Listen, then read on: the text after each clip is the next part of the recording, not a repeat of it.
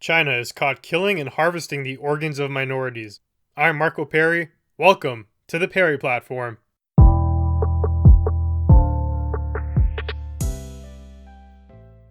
China is back in the news again today, and following their current track record, it's once again not anything good. The Independent put out a piece titled "China is killing religious and ethnic minorities and harvesting their organs." Now that's according to the UN Human Rights Council, so not just any other source. They also made note that this is not a couple isolated incidents here and there.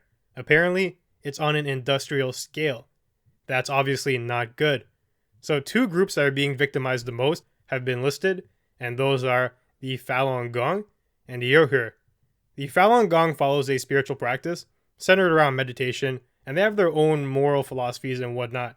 It's not Buddhism per se, but it's a derivative of that. The number of practitioners was estimated to be at about 70 million in 1999, and some people say that was the peak amount. This was also around the time where the ruling Communist Party was making note of this group, and in particular they were looking at their numbers. It was a growing populace, and it presented a threat. It's a large number of people with a different set of beliefs that could be problematic because the Communist Party has a very rigid set of rules, and deviating from those, well, it results in death. So in order to avoid any potential rebellions, revolutions, they came up with another answer: slowly wipe out this group. They were deemed to be a threat to social stability. Now that's the favorite word of many dictators, so the tension has run deep between those two parties for a few decades already. China has already taken measures to rein that group in continuously, and now, today, the latest measure seems to be harvesting organs. Now the second group, the Uyghurs, are thought to have Turkish origins, and they reside in Central and East Asia. About 11 million of them reside in China particularly. The majority of those people follow Islam. The reports of China targeting these groups is not news per se. A couple months ago, I put out a piece that was detailing the concentration camps that China was putting those people in.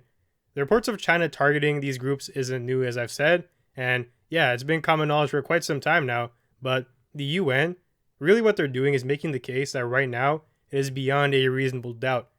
We kind of knew for, months, but now we have the evidence and we're presenting it to you guys to really verify that these activities are indeed happening. It's scary stuff.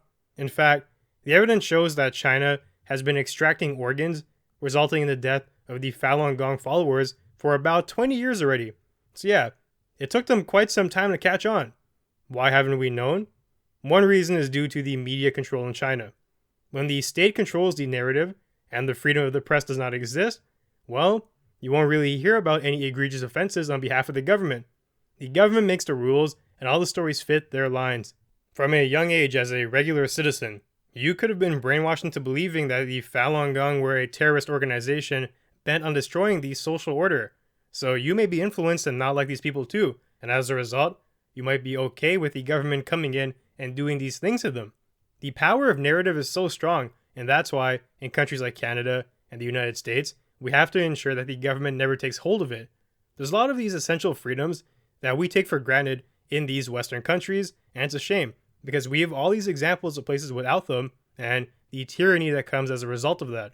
It's also why I'm also weary to jump on the censorship bandwagon, because as you can see here, censorship really has a nasty endgame, and when you start using it, the potential for it to steamroll and become something like that, well, it increases.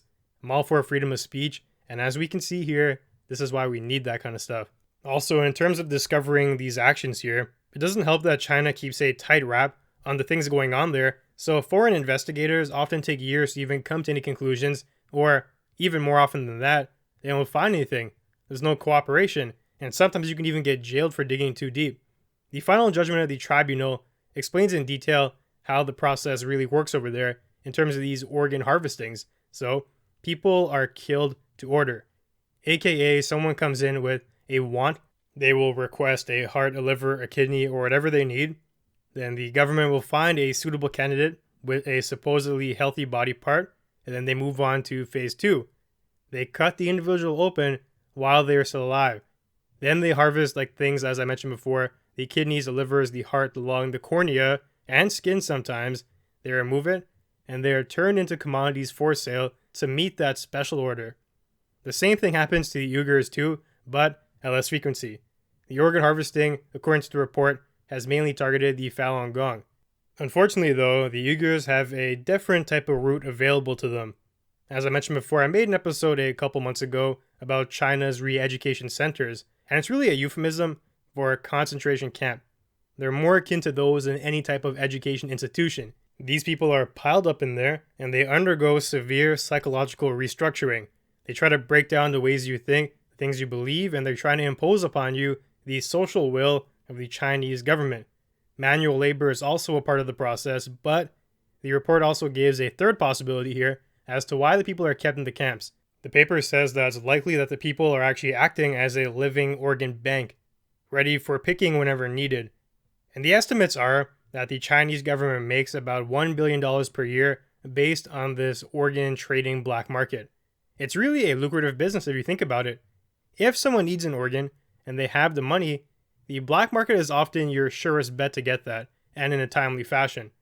There has been a trend of this thing called transplant tourism.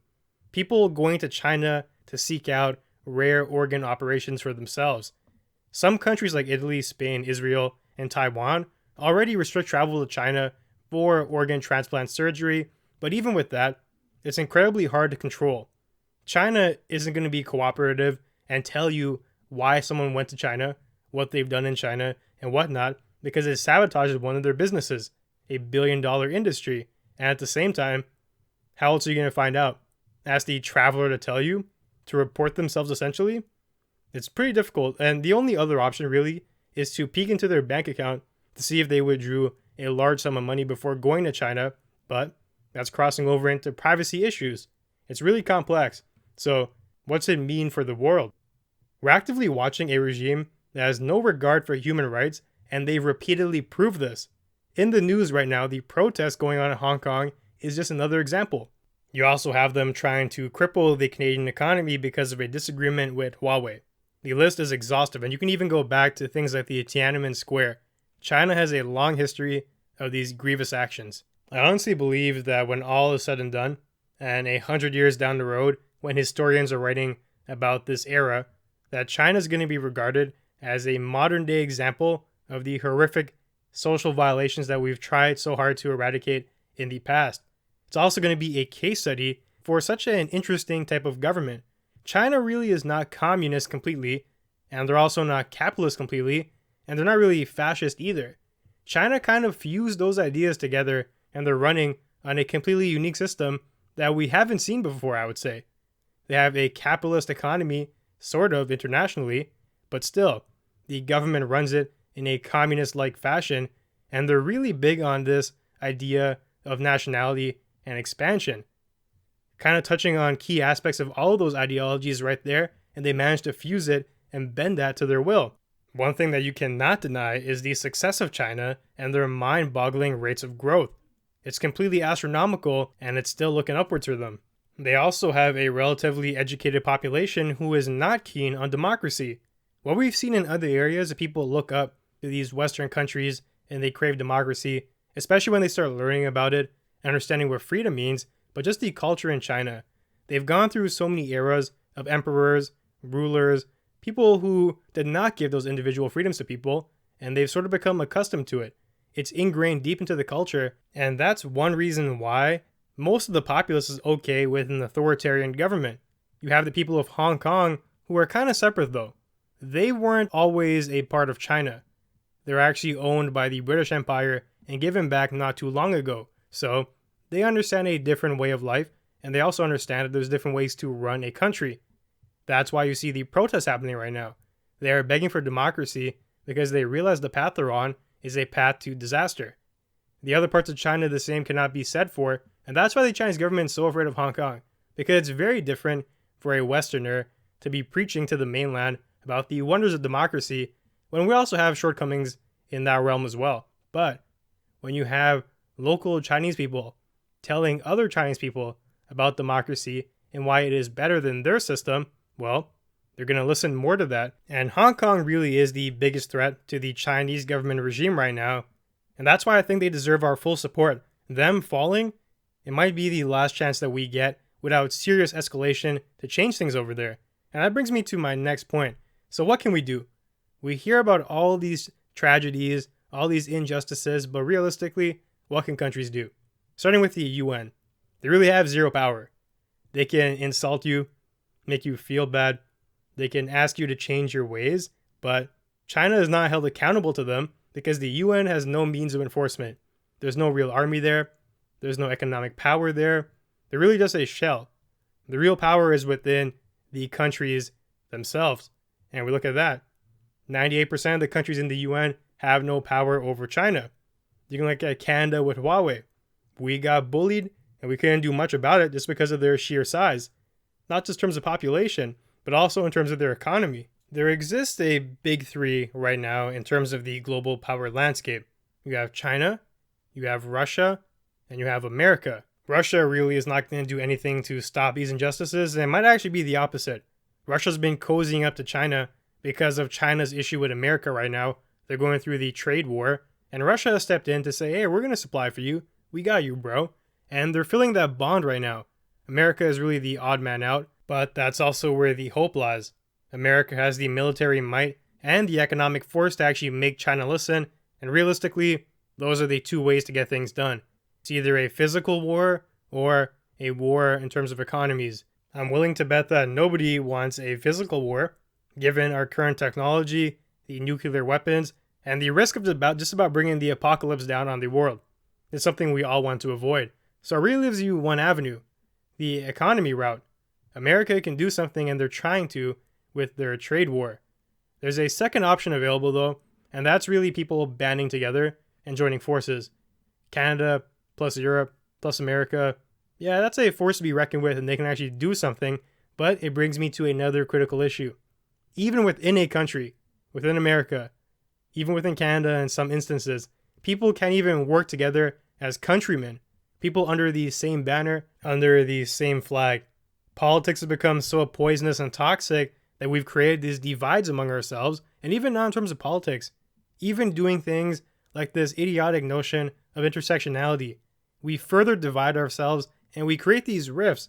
No, we're not just Canadians. No, we're not just people. We are X, Y, and Z, and any other type of arbitrary characteristics you want to throw into the pot there. And you don't understand me. I don't understand you. We're playing by different rules. None of us are on the same playing field. And yeah, that's a problem. There's no teamwork and no unity even within the countries. So how are we going to expect these countries of broken and divided people to work together towards a common cause? And that's really what we need.